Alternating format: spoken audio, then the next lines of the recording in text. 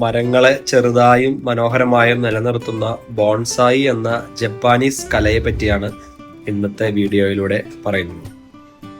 Potting മിശ്രിതം തയ്യാറാക്കുമ്പോൾ വേണ്ട ഐറ്റംസ് നമുക്കൊന്ന് പരിചയപ്പെടാം.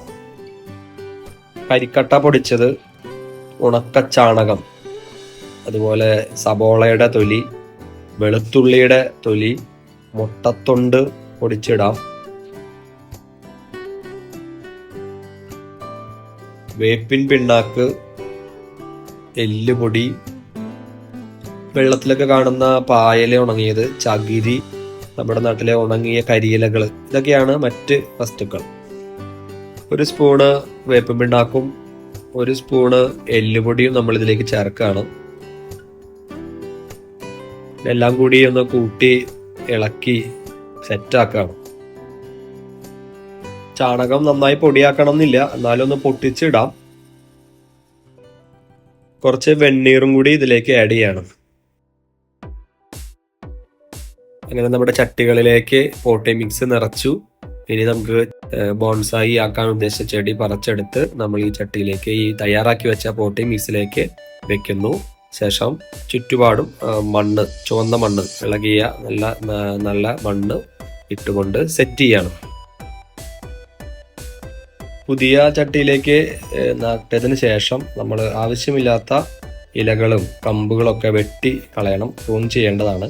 അതിൻ്റെ ഒരു ഷേപ്പ് നിലനിർത്തുന്നതിനും ഒരു ഭംഗിക്കും വേണ്ടിയാണ്, പുതിയ ചെറിയ ഇലകൾ വരാനും വേണ്ടിയാണ് ഇങ്ങനെ നമ്മൾ ചെയ്യുന്നത്.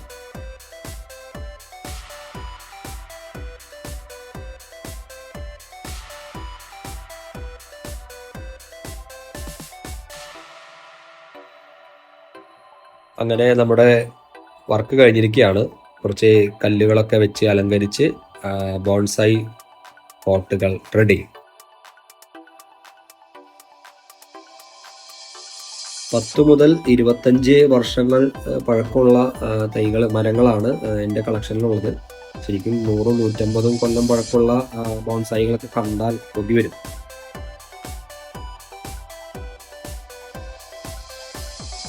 ബോൺസായി ചെയ്യുന്നവരുടെ ഏറ്റവും ഇഷ്ടപ്പെട്ട ഐറ്റം അഡീനിയം തൈകൾ തന്നെയാണ്. പെട്ടെന്ന് റിസൾട്ടും ഷെയ്പ്പും ഒക്കെ കിട്ടുന്ന ഒരു ഐറ്റമാണ് അഡീനിയം.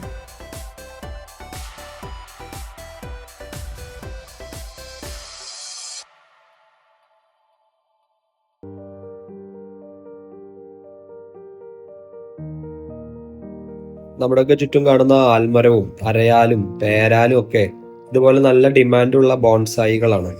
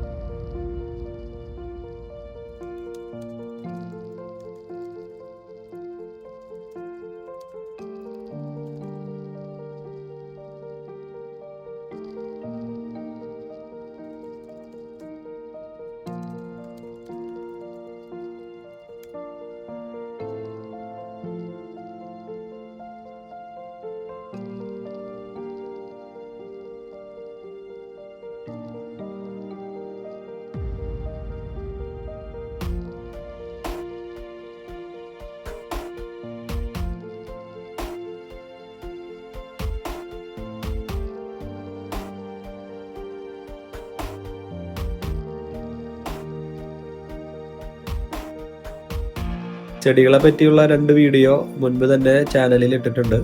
സമയം കിട്ടുമ്പോൾ കാണാൻ മറക്കല്ലേട്ടാ. ഓക്കെ, അപ്പോൾ ബൈ.